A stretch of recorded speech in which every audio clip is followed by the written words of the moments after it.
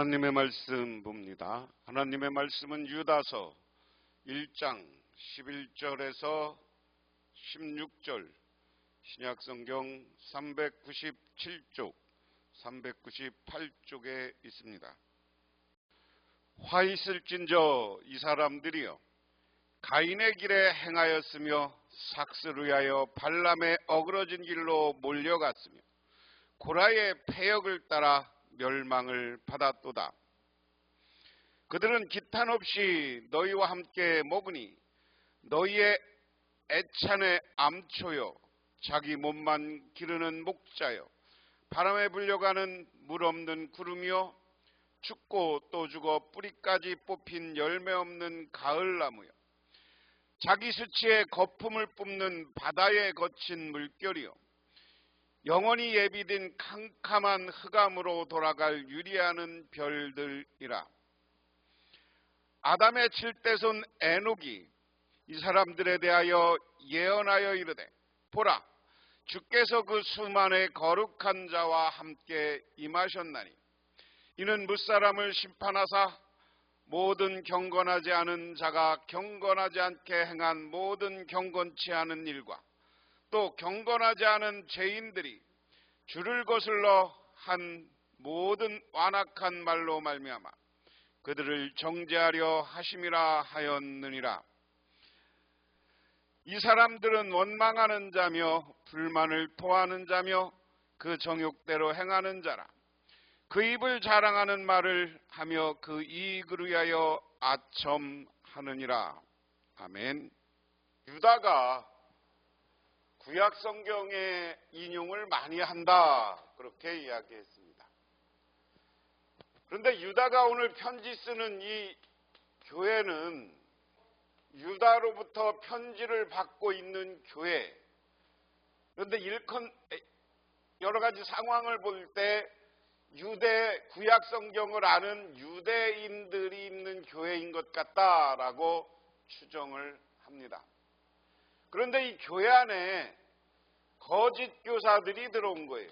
거짓 교사들이 들어와서 이 교인들을 유혹하고 교인들을 분열시키고 교회를 여러 가지 어려움에 빠지게 했다 하는 것이 지난주 말씀의 이야기입니다. 그래서 오늘 이야기는 그런 거짓 교사들을 어떻게 할 것이냐 하는 문제예요. 이 거짓 교사들을 물리쳐야 된다. 그런데 이들의 힘만을 가지고는 안 되고 우리가 성령 충만해서 성령 받아서 성령의 능력으로 거짓 교사들을 물리쳐야 할 것이다 하는 겁니다.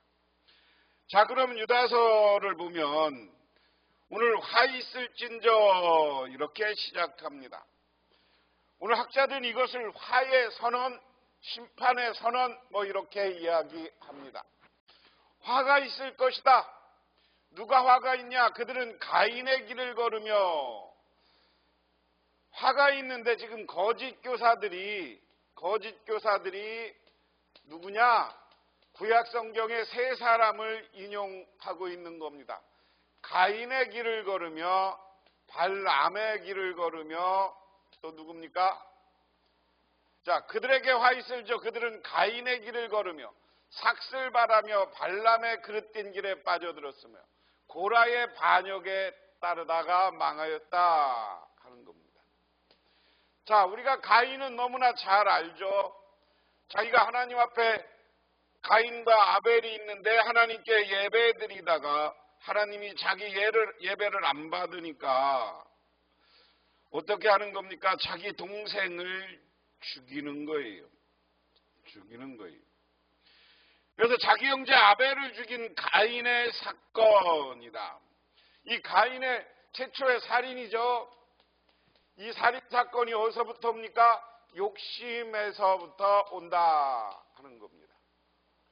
발람은 무슨 잘못을 했습니까? 발람은 처음에는 이스라엘을 저주해달라는 요구를 거절합니다. 발람은 자기의 유익을 위해서 하나님 앞에 옳지 않은 길을 걸어갔다.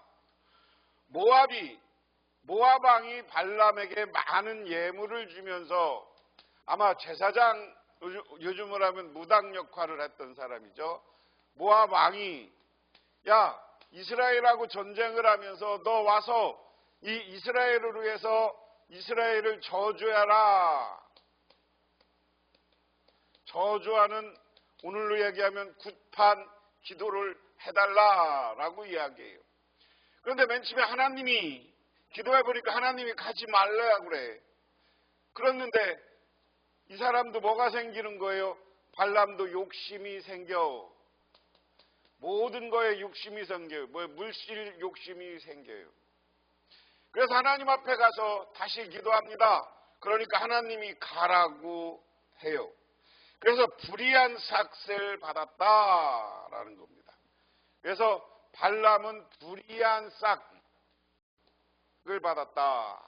여러분, 고라는 잘 아는 것처럼 모세를 이스라엘의 레위 사람으로서 성전을 섬기는 것인데 많은 사람들을 조직해서 모세를 배반합니다. 이것 때문에 고라의 자손들이 땅이 갈라져서 죽음을 당하고요. 발람도 그 재물을 자기가 갖지 못하고요. 잘 아는 것처럼 가인도 저주받은 인생, 지금까지도 최초의 살인자라는 말을 들어요. 그래서 오늘날도 마찬가지의 욕심 때문에 자기 형제자매를 배신하고 죽이고, 그 다음에 욕심 때문에 다른 사람들을 저주하고 자기 직분을 남용하는 거죠. 그리고 욕심 때문에 기존에 하나님이 세운 지도자들을 배신하는 행위, 반역하는 행위, 이러다가 화 있을진저 멸망을 받았다, 망하게 될 것이다 하는 겁니다. 그래서 거짓 교사들은 멸망한다. 그래서 오늘 유다 사도는 지금 편지를 받고 있는 이 교회 안에 이렇게 잘못된 가르침을 가지고 와서 욕심을 가지고 살아가는 사람들은 때가 되면 다 망할 것이다 하는 이야기예요. 그 다음에 이 사람들은 함께 먹을 때 자기 배만 불리며 겁없이 먹어대므로 여러분의 애찬을 망치는 암초입니다. 그들은 바람에 밀려다니며 비를 내리지 않는 구름이요 가을이 되어도 열매 하나 없이 죽고 또 죽어서 뿌리채 뽑힌 나무요 자기들의 수치를 거품처럼 품어 올리는 거친 바다의 물결이요 길을 잃고도 떠도는 별입니다. 짙은 어두움이 그들에게 영원히 마련되었습니다. 이렇게 이야기합니다. 오늘은 이 거짓 교사의 6가지 모습이다. 거짓 교사의 모습인데 6가지다. 첫 번째는 그들은 애찬의 암초다 그랬습니다. 초대교회는 우리가 예배를 드리면서 자기가 집에서 가정에서 좋은 음식들을 가져오고 자기 형편대로 음식을 가져와서 음식을 나누어 먹어요. 그런데 이렇게 공동 식사를 할 때 가장 중요한 건 남을 배려하는 거죠. 자기가 식탐이 있다 그래서 자기가 막 혼자만 많이 먹고 음식을 떨어지게 하면 안 돼. 그런데 이 거짓 교사들이 이렇게 해서 같이 공동 식사하는 분위기를 망치고 있다. 두 번째는 욕심이 많은 목자다. 저자는 개역개정판에는 애찬은 자기 몸만 기르는 목자요 그랬습니다. 자기 배만 불리면서 겁없이 먹어대므로 여러분의 애찬을 망칩니다 하는 거예요. 그래서 자기만 먹어 제끼고 자기 욕심만 가진 목자와 같다라는 것이고요. 세 번째는 그들은 쓸모없는 구름이다. 그들의 바람은 밀려다니며 비를 내리지 않는 구름이요 그랬습니다. 농사를 짓는 사회, 이 사회에 양을 치든 뭐하든 구름이 몰려오면 그 구름은 비를 내려야 사람들에게 유익한 거야. 근데 비를 못 내리는 구름, 이거 별로 쓸모있는 구름이 아니다 하는 겁니다. 그 다음에 가을이 되어도 열매가 없는 나무, 열매가 없으면 나무를 찍어버리는 거죠. 우리가 과일 나무를 기르고 하는 건 그 열매를 먹으려고 그래야 돼. 근데 열매가 안 달려. 그럼 어떻게 해요? 한 1년, 2년은 참다가 나중에 안 되면 이것은 뿌리채 뽑아버리고 마는 것이다.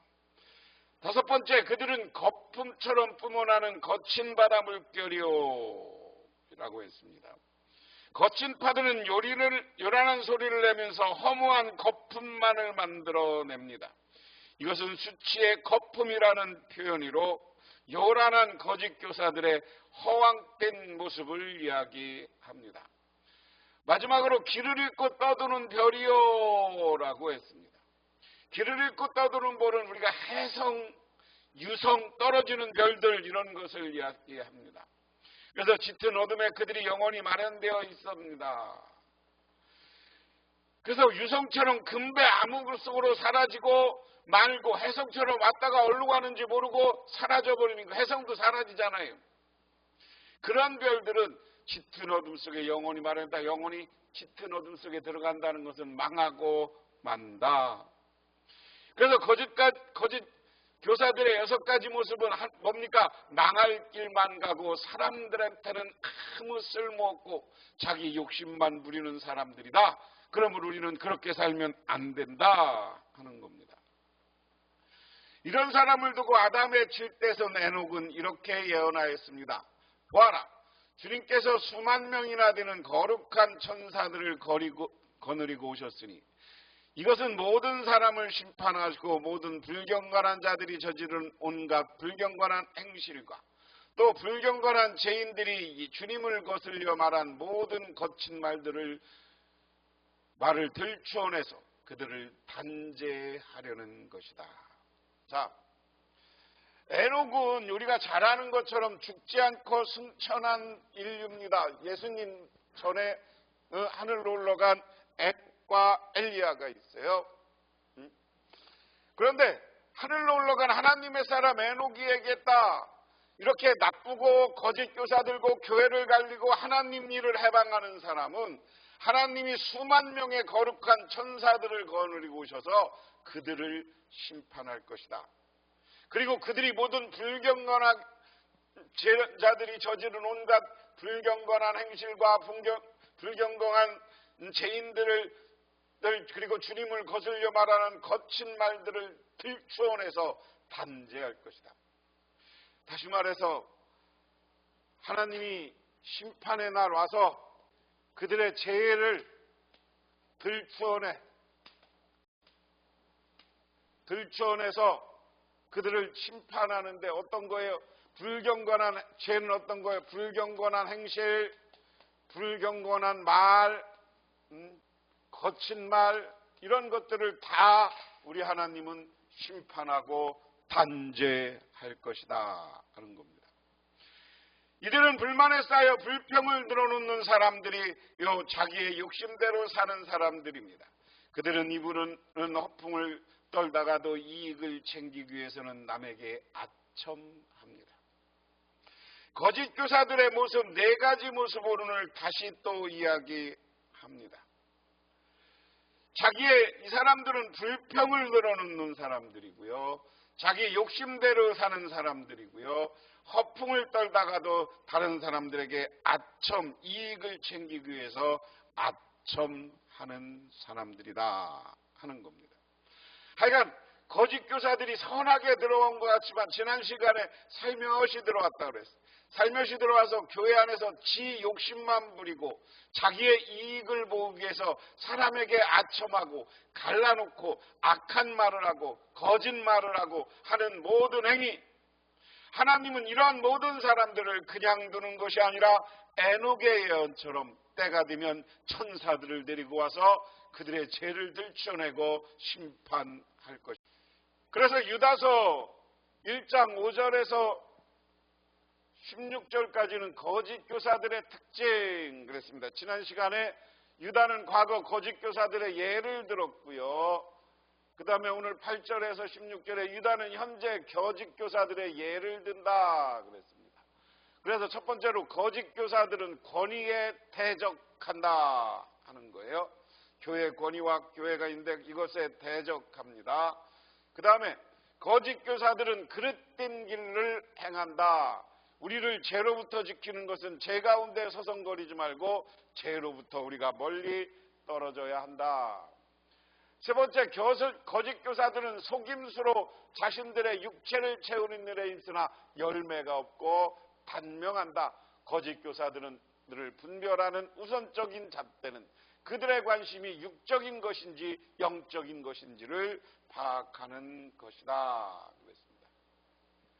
그 다음에 네 번째로, 거짓 교사들은 이기적인 정욕주의자다. 우리가 평생 싸워야 할 것은 우리를 이기적에서 이타적으로 옮기는 것이다. 그랬습니다. 우리는 지금도 우리 주변에는 이러한 거짓 교사와 같은 사람들이 교회에 들어와서 교회를 분열시키고 교회를 갈라놓고 교회를 어두움에 빠지게 합니다. 그러면 우리는 성령 은혜 받아서 성령 가지고 분별력을 가져서 그들을 물리치고 우리가 하나님 앞에 영적으로 하나님과 교통하면서 바른 신앙생활을 할 때 하나님이 우리를 붙잡아 주시고 우리를 이 땅에서 축복하시고 우리에게 영원한 하나님 나라를 주시는 줄 믿으시기 바랍니다. 기도하겠습니다. 하나님 아버지 고맙습니다. 오늘도 하나님께서 저희들을 사랑하여 주셔서 이렇게 주님의 제단에 나와 기도하며 간구드립니다. 하나님, 우리들 거짓 교사들 그리고 오늘날 이단들에게 빠지지 않게 하시고 분별력을 갖게 하시고 오직 하나님 앞에 기도하는 가운데 성령 충만하여 거짓 교사들과 오늘날 이단들과 사이비를 물리치게 하옵소서. 예수님 이름 받들어 기도드리옵나이다. 아멘.